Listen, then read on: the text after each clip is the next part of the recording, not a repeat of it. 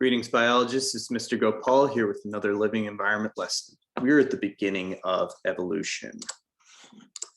And so this video goes along with the introduction to human evolution. That's unit 7, and this is the first day. The focus question is, how can we observe evidence that our species, humans specifically, evolved from a common ancestor with other animals? What are some ways that we can begin to learn about human evolution? My intention with this is not necessarily to parse the material that you have in the lesson as much as give you a good foundation when you're thinking about various aspects of the theory of evolution, okay? And so I'm gonna briefly give you an overview of what the lesson entails, and then we're gonna jump over to my resource and talk about what it means. So this is a big question. The idea that we all evolved from a common ancestor is a little bit hard to fathom. So most classes in biology and the history of the world will tell you that at a certain point, because of the combinations of elements in the atmosphere, the conditions to produce life were there, but the initial life that was produced is something that we call primordial soup. It had no form like humans do or many other animals that we know do. And gradually the first things that developed were single-celled bacteria. And over millions and millions of years, there were variations into the first amphibious animals. There were forms, skeletons came on along with many, many other adaptations to the environment, eventually resulting in primates and eventually resulting in humans. And now that is a quick and dirty introduction to something that took many millions of years to happen. So in terms of the lesson objective, you want to be thinking about what makes human beings unique. You want to look at structures in our body that are supremely advantageous to being able to survive in the world and prosper and reproduce. And then they're going to take you on a trip through paleoanthropology. And probably the central question of that trip is, well, how do we examine fossils? How do we examine evidence from the past in order to determine or enhance the theory of evolution, determine where we came from, determine why we evolved the way that we did? And so part of that needs to start with the theory of evolution. So on a simple level, what I've tried to do is just give you an introduction to 3 terms. And I'm going to talk about these terms, and then I'm going to talk about some examples. When we say evolution, we're talking in general about the changing characteristics of a species, okay? The key features, as I mentioned, we evolved from something, or our theory is that we evolved from something that we call primordial soup, living microorganisms, single-celled bacteria. Over millions of years evolved into the many animals on the earth, including human beings, okay? So evolution is something that happens over many generations. It took a while for the earth to even support the conditions for carbon-based life forms, all right? And that's what I'm trying to point out here. Evolution in particular directions would not happen without genetic variation. So even those initial single-celled bacteria had little differences from each other, and some had greater advantages and some did not have as many advantages. And as a result, some survived and prospered and others did not. And the process of this survival and prosperity or dying out is called natural selection, okay? To get more specific about genetic variation, as I discussed here, genes are units of DNA that shape us. They shape how we look and think and the skill sets that we have. And as species evolve, they develop a range of characteristics. So what I didn't write here, but I want to just kind of go into, is the idea that if you place a living thing in an environment and task it with survival, it is going to try certain things.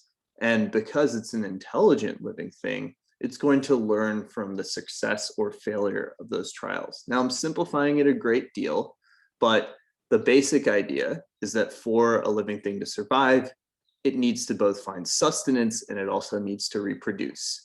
And it needs to protect itself from other living things. And these are these 3 main components of survival and prosperity, and you could say intelligent adaptation to an environment, okay?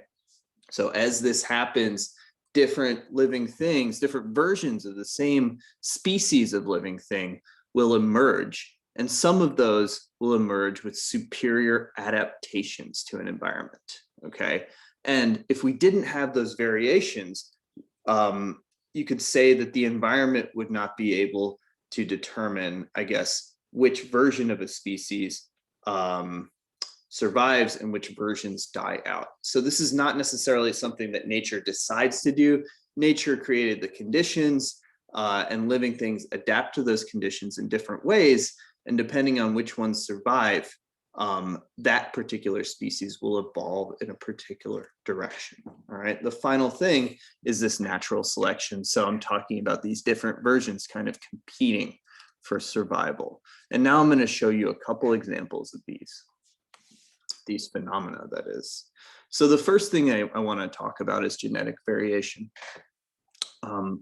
And I'm going to talk particularly about finches, which are a type of bird. And I'm going to talk in specific about their beaks. Okay, so Charles Darwin is a very famous scientist who's credited with the discovery of the theory of evolution, or the development of the theory of evolution. He went to the Galapagos Islands off the coast of South America, and he discovered that finches on different islands in the Galapagos Islands had very, very different beaks. Now, because the rest of their bodies were so similar, he concluded that they evolved from a common ancestor, the same ancestor. However, as he traveled to the different islands and he saw the different beaks, he kind of cross-referenced those with the food sources, okay? And the food sources on different islands in the Galapagos were very, very different. And he noticed a pattern between the shapes of the beaks of the finches on different islands and the food sources. In other words, the shapes of their beaks on different islands seem to be perfectly suited for the types of food that were available on those islands. So different versions of these finches had evolved, is what he had concluded. And this was like kind of the beginning of his idea that, maybe there's something at work between nature and living things that's determining this level and type of variation. And so if we didn't have this variation, then we wouldn't have species becoming better and better at survival, smarter, more intelligent, and continually adapting, all right? And he was able to see this because we had such a stark example. When you have different islands, you're really separating out the common ancestor, and it's going to evolve on each island in a different way. And so this is a really fascinating example of kind of scientific deduction at work. Now, natural selection, here is the other classic example that you often look at in living environment. I'm going to talk about the black-peppered moth. You see these two moths on the picture, all right? And the one on the left is the black-peppered moth. You could call the one on the right the pale-peppered moth, all right? And initially, before the Industrial Revolution in England, the pale-peppered moth was much more abundant than the black-peppered moth. And the reason why is that the bark on trees was very close in color and texture to the pale-peppered moth's color and texture. So the pale-peppered moth could land on these trees and camouflage itself and protect itself from predators. And so it survived at a much greater rate than the black-peppered moth. However, during the Industrial Revolution, smog was coming out from factories all over the place, and this smog coated the bark of trees in England. And as a result, the bark turned much darker. And now the black-peppered moth, as you can see in the picture, the black-peppered moth was able to blend in much better on a tree. The pale-peppered moth was exposed. And so over the course of the Industrial Revolution, the black-peppered moth survived in much greater rates. Okay, and so it reproduced in much greater rates, and now it's the far more abundant type of moth in that part of England. This is a perfect illustration of natural selection. Obviously, the circumstances were created by human beings, all right? The Industrial Revolution, factory production of goods, okay, the creation of pollution, these are all kind of man-made affairs, all right? But they came together to have an impact on nature and determine the survival of one species of moth over another.